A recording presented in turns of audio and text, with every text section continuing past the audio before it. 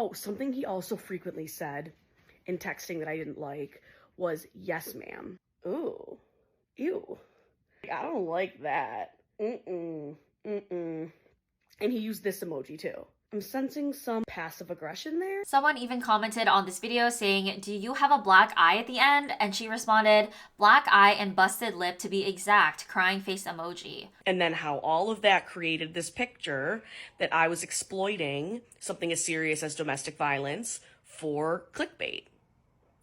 And as I mentioned in the previous video, none of that was my intention whatsoever. She apologizes for how everything came across, and she says like, "Oh, but that wasn't my intention. Oh, but I'm sorry anyway, and I'm still taking accountability." But like, girl, then what was your intention then? Then he basically gave me the cold shoulder and to me. That's the story, Lex. That's the story of this mediocre man.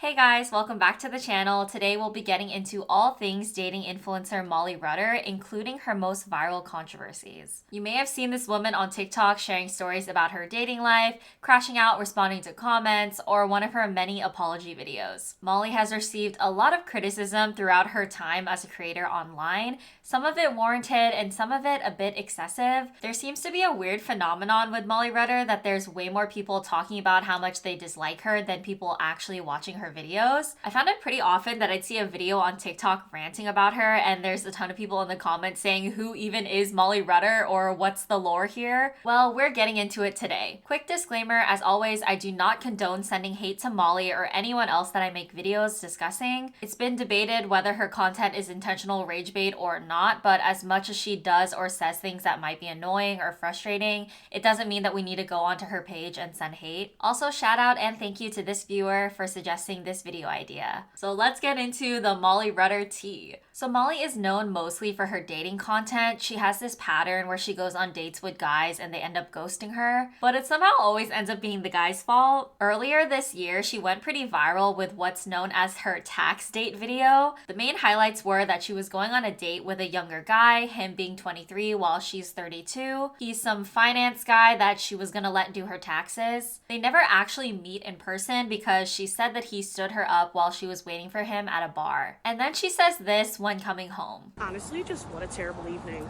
I can't believe people. It would take me more mental energy to ghost someone to that elaborate of an extent minutes before we're supposed to see each other. That would take more out of me than just saying, hey, sorry, I'm not feeling it anymore tonight. I'm just gonna stay in. How hard is it to send that kind of text? Unbelievable. Unbelievable. You know what I just thought of as maybe a reason for why he bailed? So on the walk there, him and I are texting and he's like, when do you think you'll get there? And I was like, my ETA says 12 minutes later. And then he goes, okay, love. And I go, love? I was like, a bit too soon for that. And he's like, it's just a nickname.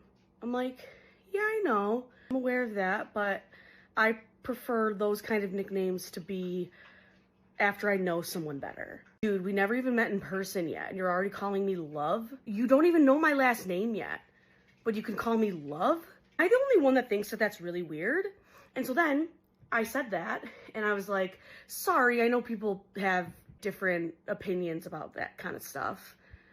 And then he goes, my apologies. Well, that was a stupid conversation. Also, as we were getting ready, texting me, he's like, I don't know what to wear. And I was like, yeah, me neither. Honestly, I think I'm gonna dress pretty casual. He's like, well, the difference is between me and you that you would look good in that you would look stunning in anything. And mind you, that is like the fourth time probably that he's been self-deprecating about his own appearance. He mentioned to me that even the previous night that he was nervous to meet me because he was afraid that I wouldn't like how he looked in person. Dude, if you're gonna hang with me, this self-deprecation's gotta go. I find that very unattractive. Oh, something he also frequently said in texting that I didn't like was, yes, ma'am. At first, I kind of liked it, but then the more he used it, the less I liked it. For example, when I said, if you're gonna hang with me, the self-deprecation's gotta go. And he goes, yes, ma'am. Ooh, ew. I don't like that. Mm-mm, mm-mm. And he used this emoji too. I'm sensing some passive aggression there. All in all, I know it was not meant to be. It's fine. I'll be completely over this tomorrow. But it's just frustrating because this occupied a lot of space in my brain today. And I think that's what really affects me, is that this occupied time and mental space for me. And I hate when that is wasted on people that don't deserve it. So she got a lot of hate for being ready to give this guy that she just met her social security number to do her taxes. Also, the love comment not being that serious, so people didn't understand her strong reaction to it. To be fair, personally, I think I would also be confused if someone was trying to call me love before we even met in person, but more just because I'd be like, oh, we're already doing nicknames. But even then, I don't think I would have said anything. I probably just would have let it go and just noted it in my head. And speaking as a Gen Z, which is what the guy she's dating would have been because he's only 23, the whole yes ma'am and the salute emojis are not passive aggressive. It's actually pretty playful, like the man was flirting when he was texting like that. But the whole self-deprecation, yeah, that's not cute. And about her being 32 and him being 23 and the age gap, I don't think it's necessarily ideal, but everyone's an adult, so just you do you. I don't think she deserves necessary hate for that. It's more just funny that she acknowledges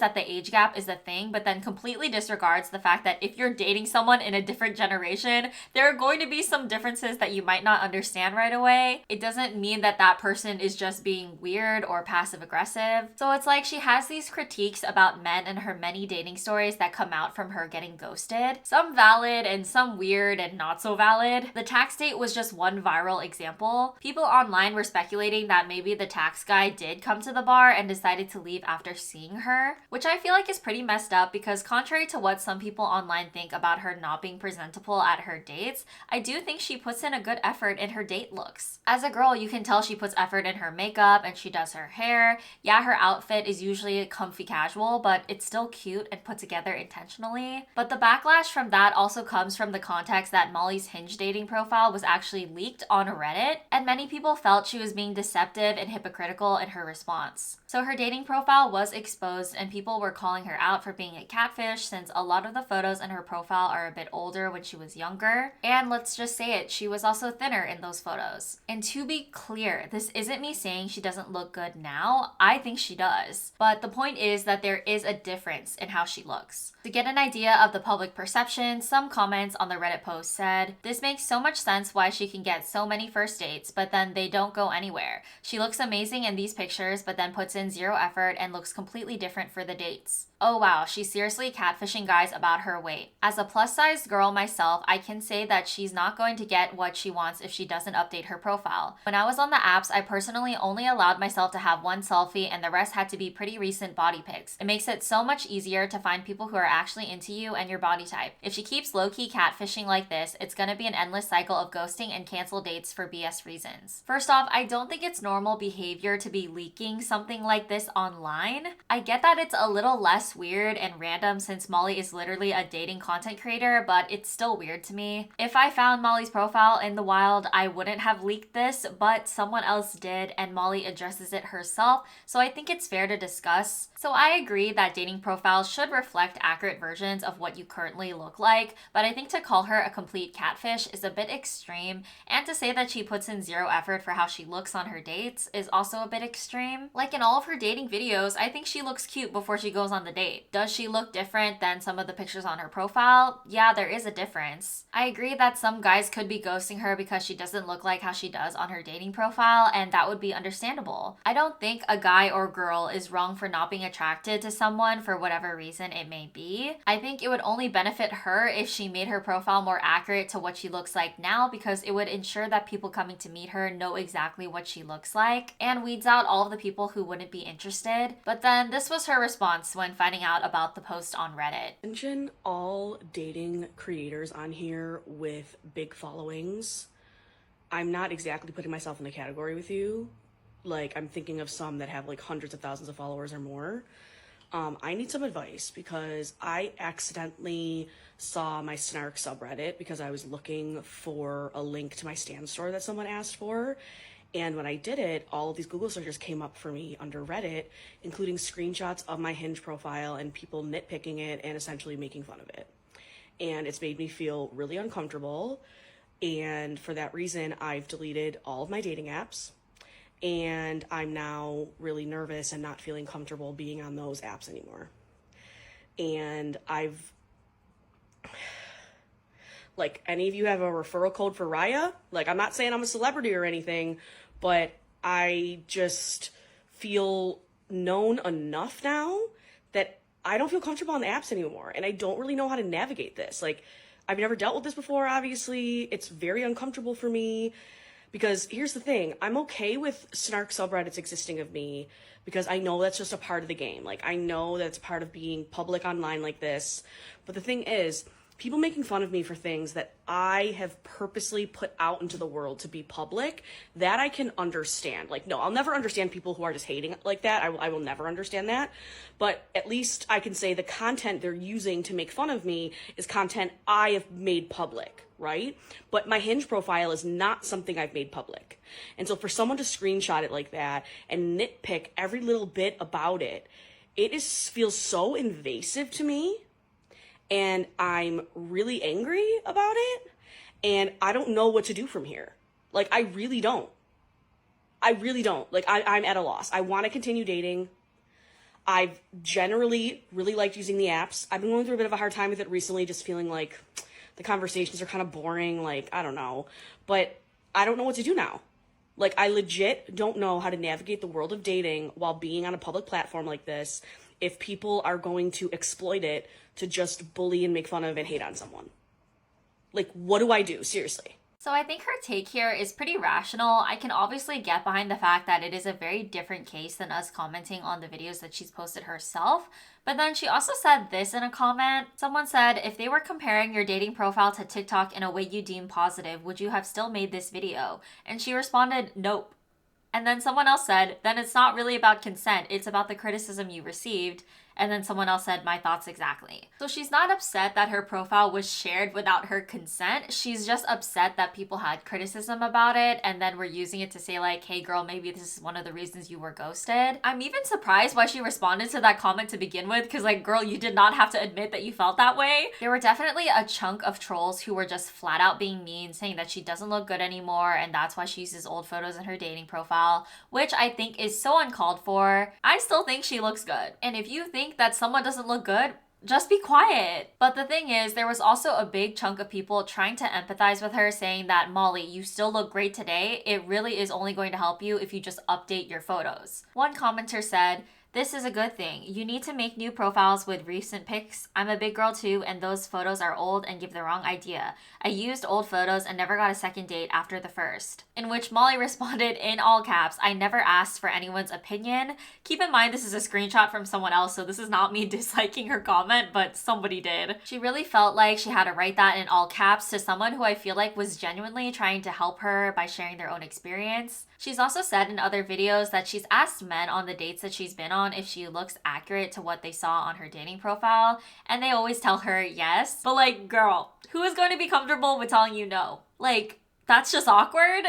And shortly after she ranted about this, she posted a video of a man people are calling the tree trimming guy, showing his face and just gushing over him. The caption of the video saying, I think I need to marry a tree cutter climbing person. Obviously, I'm not going to show his face here because that guy is completely removed from all of this drama. He didn't even go on a date with Molly. He was just a guy doing his job that Molly decided to film and then post about. Even though Molly's complaint is that her Hinge profile was not something public, it technically is because it's on Hinge. How are you going to argue that that shouldn't be shown when you're just showing a guy doing his job? It's honestly just hypocritical, and it's not the first or last time she's gonna be hypocritical when it comes to consent with posting things about people online. A couple months ago, she quit her teaching job to become a full-time content creator and posted a 5-part series on why she did it, and she gets pretty emotional. She said that she wasn't getting paid enough as a teacher, which, yeah, I believe, and people from work were notified about her videos and weren't being really clear with her whether they were okay with it or not. But honestly, if it's unclear, it probably means that they were not okay with it. Regardless of that, she still quit herself and wasn't fired because of her content. It was kind of weird that she said she was already struggling paying for bills doing full-time teaching and content creation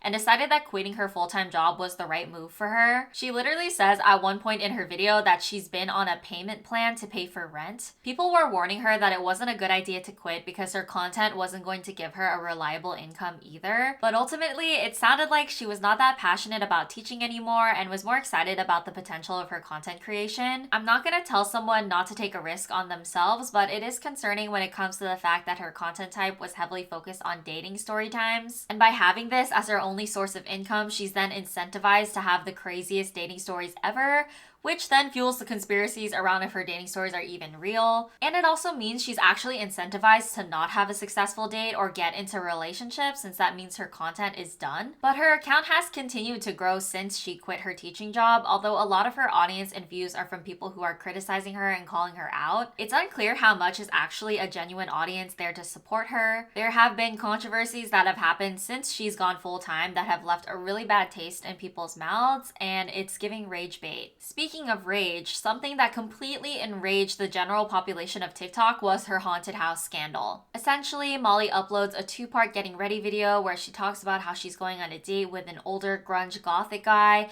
and she's hoping that he can redeem her faith in men, and says maybe she needs to be toxic and have a bad boy. Oh yeah, when she said she was gonna get off the dating apps because she felt scared after her Hinge profile was leaked, that didn't last that long. She got back on them. So she then titles her next video, "Get Ready With Me for the Scariest Date of My Life," and captions it, "First of all, I'm safe. I gotta take care of myself tonight and process what happened, but I'll give you a full story time tomorrow. I can't believe this is my life. Hashtag dating in your 30s. Hashtag date from hell." The start of the video is a normal get ready with me, but the end of the video shows a very alarming scene of her with a black eye and busted lip with police sirens in the background. Someone even commented on this video saying, "Do you have a black eye at the end?" And she responded, "Black eye and busted lip to be exact, crying face emoji." So after these posts, she's gone for 17 hours, nothing. People are going crazy in her comment section and on Reddit wondering if she's okay and what's going on. Some people suspected it could be fake but wanted to give her the benefit of the doubt because she made it appear like she had some sort of DV situation on her date. Molly then posts a video revealing that her date from hell was actually just a private haunted house experience at Fright World. She even starts the video with some triggering clip where she looks injured and then later reveals it was all just costume makeup, you guys. How silly and how fun. The video was captioned, "You may have already guessed it, my date actually happened in hell at Fright World. Hashtag dating storytime. Hashtag date from hell. Hashtag haunted house. Hashtag Halloween date night. Hashtag fall date ideas." So yeah, that entire setup was just clickbait to get some people to tune in to some haunted house advertisement. So clearly, people were not happy with her after learning that she used DV as clickbait and essentially made a joke about a very dangerous situation. Later in the evening, she deleted all the videos about the incident and posted an apology video, but doesn't really take any real accountability. Hi everyone, I want to get on here and address the recent videos I posted and have since taken down. For some context, I went to a haunted house to film content and dress up with a makeup look that was spooky, Halloween inspired to match the theme of this zombie date experience. That said, I've read your comments and I understand that there were people who felt that my makeup look, which included a black eye and a busted lip, was highlighting domestic violence and physical abuse, which was absolutely not my intention at all. I always act under the premise that even people with good intentions, their actions and their behaviors and their words can have unintended negative consequences on others. I do not feel it would be right to profit off of content that highlights something as serious as domestic violence and physical abuse. And so that is why I have removed those videos. For those who don't know me, or maybe you haven't been following me very long, I absolutely love Halloween. It's a big part of who I am.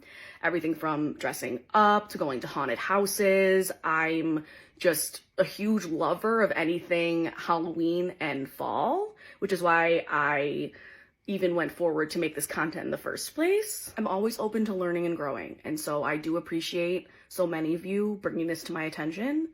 And I sincerely hope to continue to create on this platform in a way that is positive and respectful of everyone. So Molly's acting like the makeup look is what everyone got upset about, not the fact that she baited people into thinking she was actually hurt. She then posts another apology video since the first one was not received well. Hi everyone.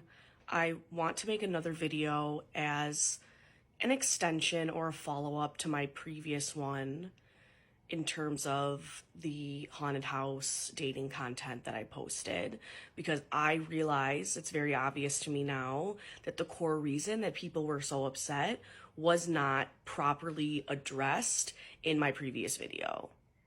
And so I recognize completely and take full accountability for the way my content was framed and the way my makeup was done and the way the set was and the way I wrote my caption, how all of that created this picture that I was a victim of physical violence on my date. And understandably, many of you were then genuinely concerned and scared for my well-being. And then how all of that created this picture that I was exploiting something as serious as domestic violence for clickbait. And as I mentioned in the previous video, none of that was my intention whatsoever. But I understand that in situations like this, even people with the best intentions, that doesn't matter. Impact is more important than intent. And so I take full accountability for the way that was portrayed, and I am sincerely sorry about it. I am so sorry that I had people in my community who were concerned about me, and I am so sorry for the way that that was all portrayed in a way that seemed extremely disrespectful of something as serious as domestic violence, which is something I would never want to do on this platform. I think it's probably no secret that I really pride myself on being authentic online, being honest. And so that's why I think it's important for me to make this follow-up video, because all of this, the way it's unfolded, is completely against the direction I want to take this platform online and what I love about it so much, which is community, which is sharing in the trials and tribulations of life and dating. And I can see how all of this has unfolded in a way that is completely against who I want to be as a person and the type of platform I want to have online. And so again, I am sincerely sorry for the way all of that content was done in poor taste. And I just really hope that we can move forward in a way, again, that is positive and respectful. And I just really hope that this offers more clarification that my previous video did not have. Some comments on this video read, "The smirk throughout this video really sells how seriously and sincere you're taking this whole thing. The way you smile as you say I'm sorry is crazy. Genuine question, how did you mean for it to be portrayed? But tell us your intention." She apologizes for how everything came across, and she says like, "Oh, but that wasn't my intention. Oh, but I'm sorry anyway, and I'm still taking accountability." But like, girl, then what was your intention then? It just felt like we were being gaslit. It's like she's taking accountability, but she's really not, because she takes accountability for doing something that apparently was misconstrued to be this horrible thing, but she doesn't explain what she actually meant it to be. And people have called out that she's posted herself getting upset when other people make jokes about violence, but then thinks it's just gonna be fine when she does it herself on her page. It's the pattern of her criticizing other people for what they've said or done on dates or what they've said and done to her, but when it's about her doing stuff to other people or on her platform, she's never really in the wrong and she always has the best intention. I don't think Girly is stupid. She definitely knew what she was doing when she posted those videos. So before this drama, I gave her more benefit of the doubt with her dating stories, that maybe she's just innocently posting and not realizing that things she says are kind of rage baity. But after this haunted house drama, I think she's a lot more calculated. You don't just do something like that accidentally. She also has a podcast now where she overshares a lot, which like, you do you girl, but it also just gives more fuel to the haters because she shares kind of crazy unhinged stories that are a bit TMI. She also has a segment where she reads stories from audience members, but there's like a group of people who like to troll her by sending in fake stories. Like recently they sent the story about the SNL skit with Domingo and a scene from When Harry Met Sally. And Molly does fall for some of these and ends up posting them on her podcast. And sure, this isn't the worst thing you could do to someone. It is just people trolling on the internet. But I'm also like, Really, guys? Just leave her alone. I don't support people doing that to her. I'm not gonna get into all of the like podcast stories that she's done here, but just so you know, it's a thing happening in tandem to all the drama on TikTok. So after the recent US election, Molly decided that she wanted to become more political and become a political influencer. She says that she's never been so passionate about being involved in politics in her life, and she had this like political awakening. I'm not gonna go deep into this because the channel is not a political channel. I don't do political commentary, but I will say that a lot of people were commenting telling her that it felt very performative given the timing. And she says in her video that her other content is so trivial right now, but during her spam of videos on being political and using her platform for good and kind of just crashing out, she posts a TikTok shop ad for a Christmas tree. She even responded to this comment that said, "I thought the last thing on your mind was promoting TikTok shop items." And she said it was until Christmas tree, which only fuels the vibe that she is not doing this with full good intentions. Despite people telling her that she should stick to her original content and take time to educate herself behind the scenes,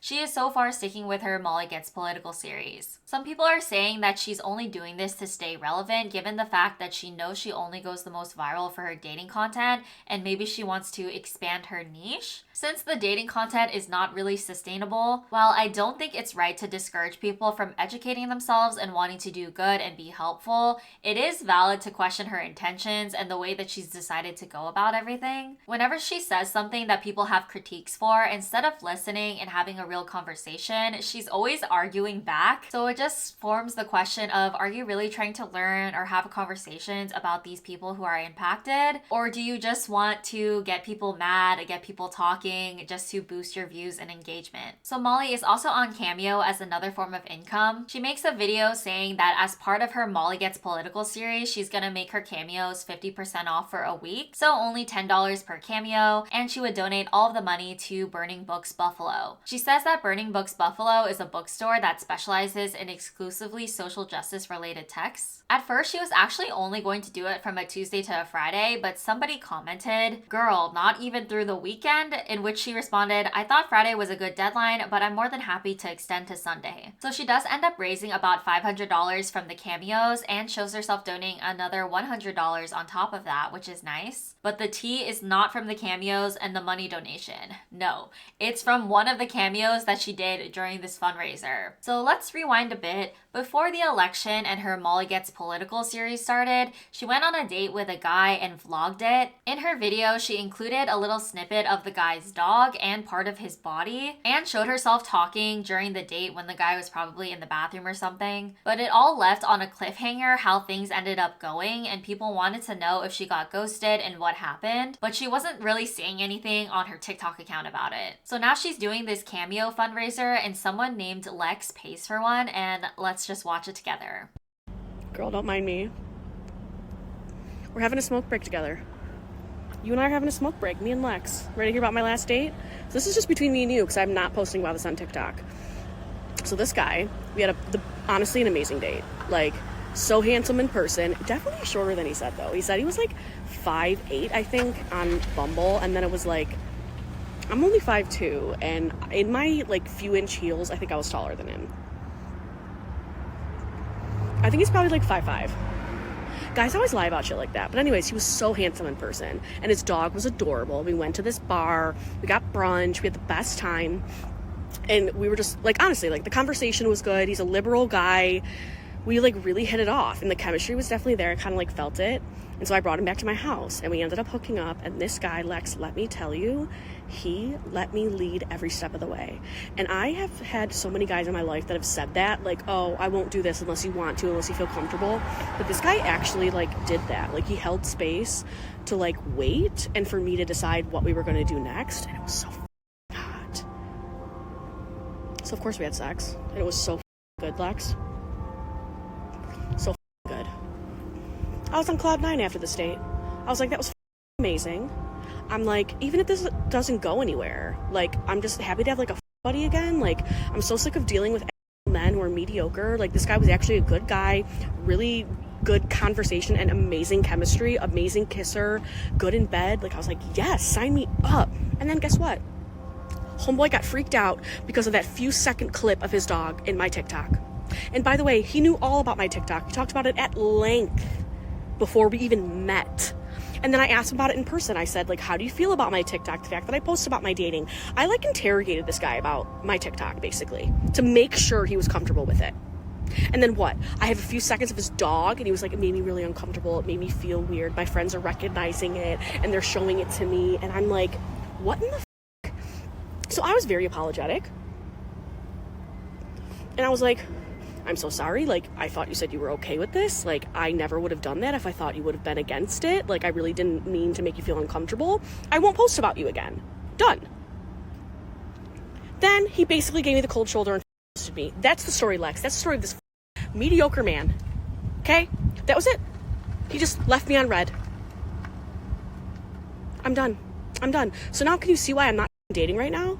No way with the sex offender in our office in a few months. No way am I dating. So Reddit gets a hold of this video because Molly had set this Cameo to public, which means that anyone that goes onto her Cameo profile can view it. Some of the main criticisms of her from this video were that, for one, she says the guy was not as tall as he said he was on his profile. Apparently he said he was 5'8", but she guesses he was more like 5'5", and then says guys always lie about shit like that. People said that's pretty hypocritical for her to be saying things like that, since she's also being called out for having out-of-date photos on her dating profile. So the energy is she's allowed to complain about someone else lying on their profile, but she doesn't think she's lying on hers. She then goes to talk about how amazing this guy was, not just in bed, but also just being a great guy in general and great chemistry. But then just because he was freaked out about her including his dog in her video and he ghosted her, he's suddenly a mediocre man. She says that they did talk about her TikTok in length before they even met in person. But girl, you gotta know that as that guy, you can't really be sure you're okay with it until you actually get involved and see what it's like. You know firsthand as a creator what it's like to post yourself online and have people say things. So him seeing his dog on there and people in his real life then commenting about it and like saying like, oh, is this you? Is this you? And all that attention. He could not have anticipated what that was going to be like before, just like how you can't fully anticipate what it's going to be like to have a ton of people perceiving you when you post online. She kind of mocks him about him telling her that he felt uncomfortable, that his friends were recognizing it's him through his dog. And she says that she was very apologetic, but I don't really believe it based on the way that she's recounting this story. It sounds like she was mad and annoyed by his reaction, and it probably came through in their conversation about it, but that's just my speculation. And she's mad because he ghosted her after that, even though she told him that she wouldn't include him in her videos anymore. But like, girl, this man actually had such a reasonable explanation for why he doesn't want to see you anymore. And she's acting so entitled, like, oh, he's not allowed to feel uncomfortable because I told him XYZ beforehand. You can't expect everyone to be down to associate with you when you put so much of your personal life on the internet. And on top of that, you have so many haters. Like, it's really daunting. And if you don't want your content to affect your personal dating life, then you can't make content about your personal dating life. What I think happened was this guy was probably okay with the idea that Molly was making TikToks about her life, whatever. But then once his dog was included in the video and his friends started pointing it out, him and his friends probably started looking into more of her content and realized the amount of hate and criticism that she gets and no longer wanted to be involved. And in my opinion, that's totally valid and fair. But another part of this is once Molly found out that Reddit had the video, she apparently messaged the person named Lex who she made the cameo for. Disclaimer, I can't confirm this myself because I didn't see this post, but this conversation on Reddit said, I feel so bad for Lex in this scenario. She didn't deserve Molly going into her DMs with that tone, and I'd be honestly shocked if she gets a genuine apology. Someone asked, wait, what DMs? Is that posted here? The commenter responds, it was, but it was deleted. Lex, who paid for the cameo where Molly talked about being ghosted, also posted a DM she got from Molly basically saying what Molly sent to her was confidential, how could she expose her like that, etc. Lex is/was a genuine fan of Molly's. Lex never did expose her. The cameo was made public on her profile, where someone else saw it and shared it here. So that's super awkward. Molly got mad at someone who genuinely just requested a cameo from her to support her and the fundraiser for something that was completely Molly's own fault. People were guessing that she might have rage quit the fundraiser fundraiser after this happened, but she doesn't. She does follow through with donating the money that she made and doesn't seem to address this at all on her main TikTok page, which I think is the right move for her to do. I assume she sent Lex an apology after finding out what really happened. Honestly, when researching for this video, there's even more stuff that Molly has gotten heat for in the past, but this video would be like twice the length. To be fair, when you're constantly posting your unfiltered thoughts online, sometimes it'll be a hit and sometimes you're bound to get backlash for some of the stuff you say. I hope this gave you guys a better insight on the tea and the lore around Molly Rutter. Do you think she's intentionally rage baiting or is she serious? Let me know what you guys think in the comments. Thank you so much for making it to the end of the video. Please like and subscribe to support the channel, and I will see you guys next time. Bye!